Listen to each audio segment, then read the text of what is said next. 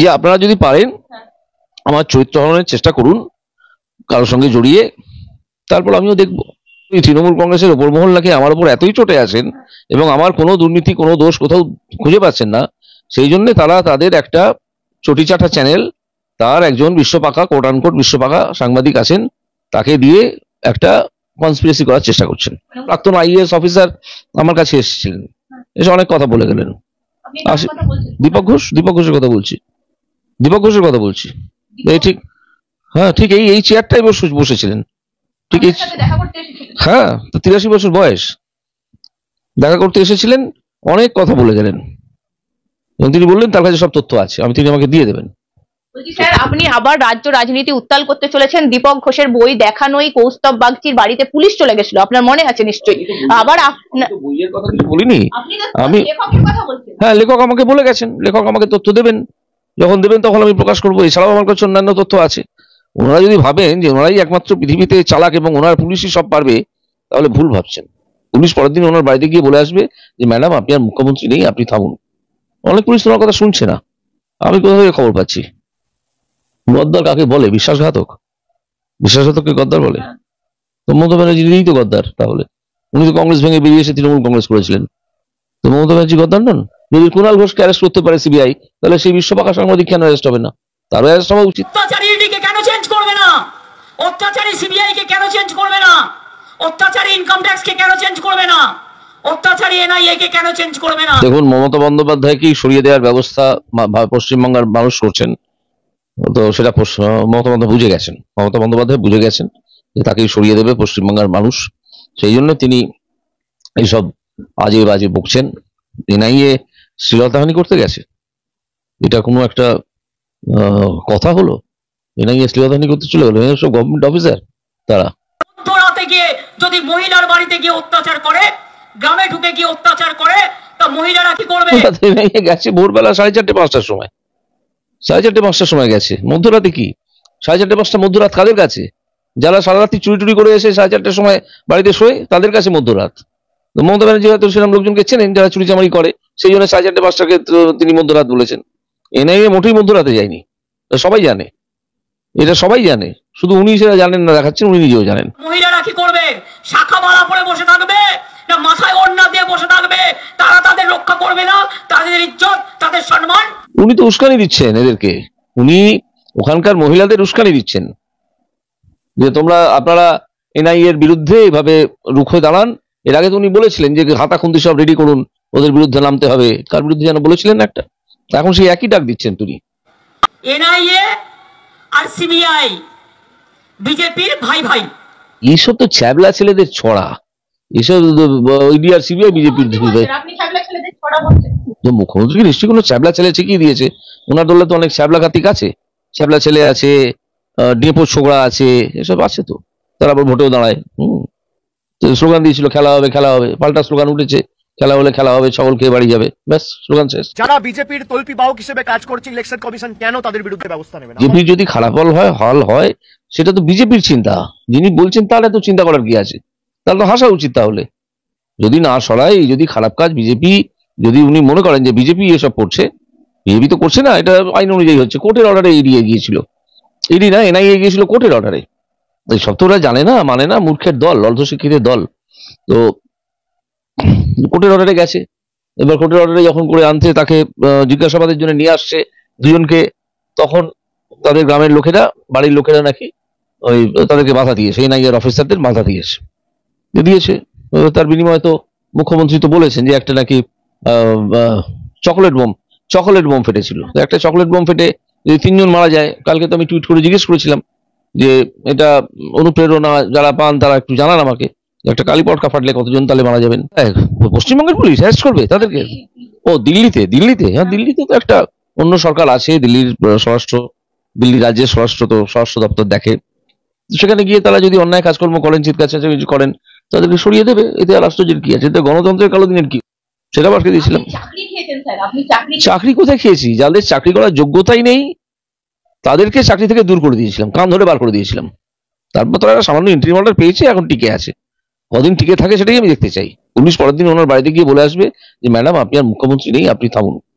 অনেক পুলিশ তোমার কথা শুনছে না, আমি কোথা থেকে খবর পাচ্ছি?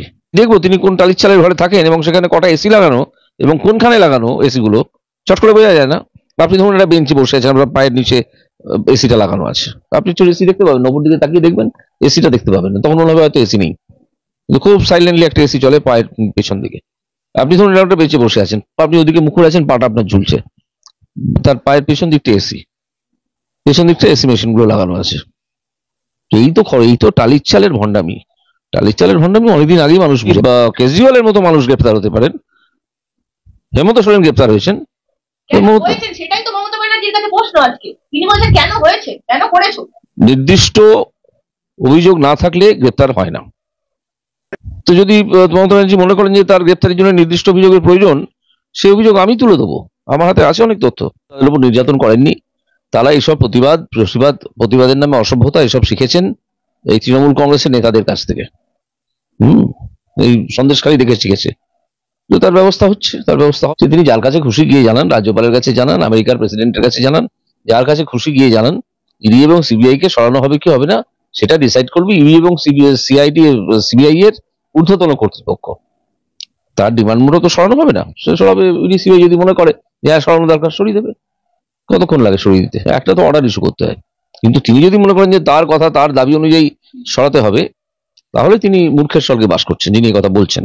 আর রাজ্যপালের কাছে হরবখত বহু লোক যান। তো যেতে পারেন, প্রতিদিন যেতে পারেন, দুবেলা যেতে পারেন, প্রতি ঘন্টায় ঘন্টায় যেতে পারেন, ওখানে গিয়ে বসেও থাকতে পারেন। রাজ্যপাল কি সরাবেন? রাজ্যপালের সরানোর কাজ না, রাজ্যপালের এখতিয়ার এটা। এই যে উস্কানি দিচ্ছেন গ্রামবাসীদের এনআই এর বিরুদ্ধে বা ইডি বা সিবিআই এর বিরুদ্ধে, এটাও তো অনৈতিকই কাজ। তখন আমাদের মনে থাকে না, সেটা অনৈতিক কাজ হয় না। সে নিয়ে গেছেন না পালকি করে নিয়ে গেছেন সেটা আমি জানি না।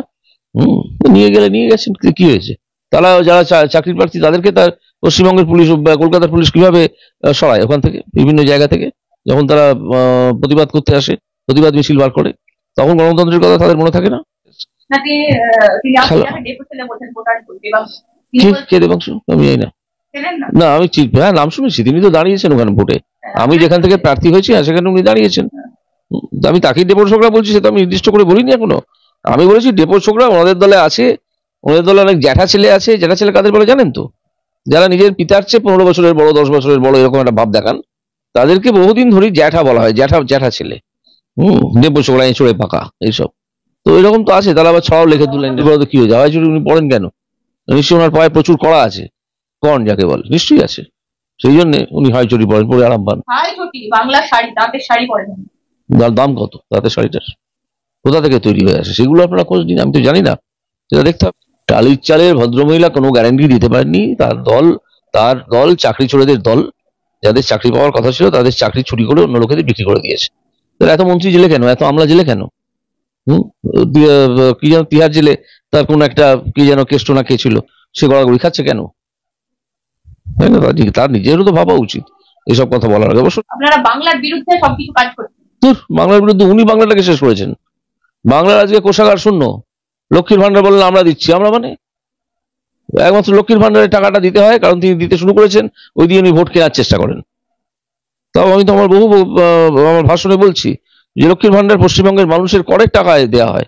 আপনারা ভাববেন না যে কেউ আপনাকে দয়া করে দেয়। কিসের কষ্ট করছে? কিছুই বন্ধ করেনি। তোমরা হিসেব দিতে পারোনি তাই টাকাটা আটকে আছে। কেউ বাংলার গদ্দার না, কেউ বাংলার গদ্দার না। না ওসব উনি ওসব বলতে হয়, বাজার গরম করতে হয়, তাই তিনি করছেন। শুভেন্দু অধিকারী যেভাবে ছুটে বেড়াচ্ছেন, একাই তৃণমূলকে শেষ করে দিয়েছেন, সেই জন্য শুভেন্দু অধিকারীর উপর একটু বেশি রাগ। তো সেই জন্য সব করছেন। আমি তো শুনতে পাচ্ছি যে আমার উপর এত রাগ হয়েছে, আমার সঙ্গে কোনো এক মহিলা, উত্তরবঙ্গের মহিলাকে জড়িয়ে একজন তার বদান্য সাংবাদিক, কোট আনকোট বিশ্ব পাকা সাংবাদিক, তাকে দিয়ে একটা চক্রান্ত তৈরি শুরু করছেন, চক্রান্ত করতে চলেছেন। ঠিক আছে? হ্যাঁ আমি শুনেছি, হ্যাঁ আমার কানে এসছে কথাটা, যে তারা নাকি এতই তৃণমূল কংগ্রেসের ওপর মহল নাকি আমার উপর এতই চটে আছেন এবং আমার কোনো দুর্নীতি কোনো দোষ কোথাও খুঁজে পাচ্ছেন না, সেই জন্য তারা তাদের একটা চটিচাটা চ্যানেল, তার একজন বিশ্বপাকা কোট আনকোট বিশ্বপাকা সাংবাদিক আছেন, তাকে দিয়ে একটা কনস্পিরেসি করার চেষ্টা করছেন। মানে তাদের জেনে রাখা উচিত যে তাদেরই তো একমাত্র যে গোপন সূত্রে খবর পাওয়ার আছে তা তো নয়, আমারও আছে।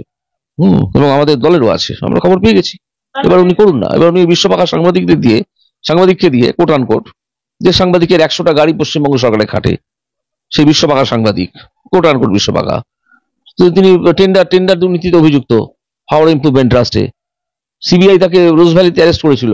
যদি কুণাল ঘোষকে অ্যারেস্ট করতে পারে সিবিআই, তাহলে সেই বিশ্বপাকা সাংবাদিক কেন অ্যারেস্ট হবে না? তারও অ্যারেস্ট হওয়া উচিত, তার বিরুদ্ধে তদন্ত আবার শুরু হওয়া উচিত নতুন করে।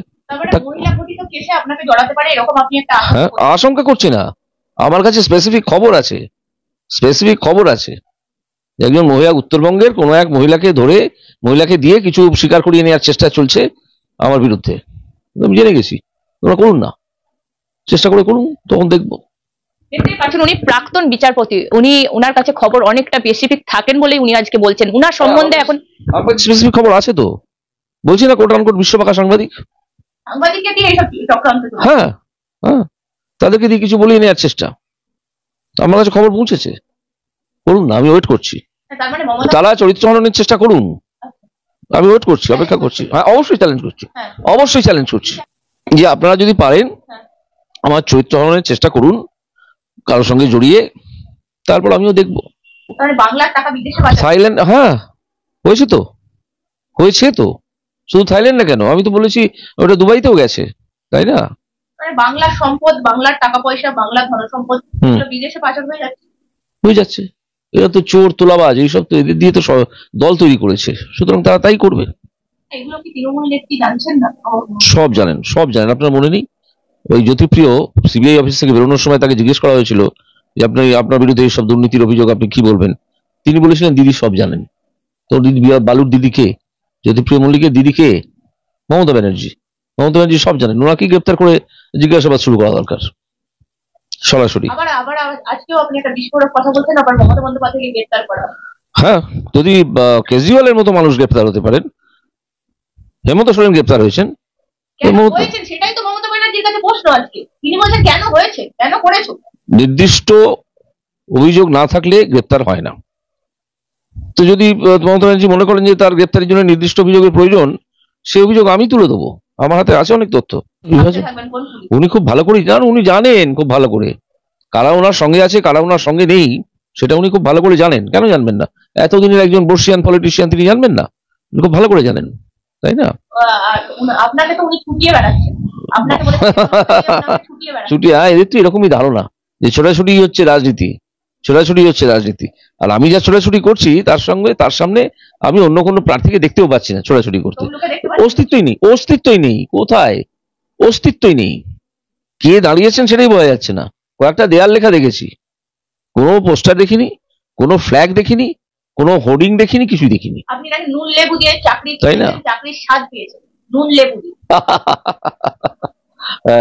ওনারা তো চাকরির স্বাদ পেয়েছিলেন, টাকা দিয়েছি, চাকরি বিক্রি করেছিলেন, টাকার স্বাদ পেয়েছিলেন।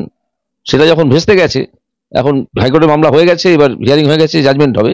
আমরা সবাই অপেক্ষা করছি কি জাজমেন্ট হয় সেটা দেখার জন্য। ওনারা সেই টাকার স্বাদ পেয়েছিলেন, তারপরে সেই টাকার স্বাদটা আমি দূর করেছি। এখন টাকা যদি ফেরত দিতে হয় সেই ভয়তে ওনারা সুপার নিউমারি পোস্ট ক্রিয়েট করার চেষ্টা করেছেন, সেটাও আটকে দিয়েছিলাম।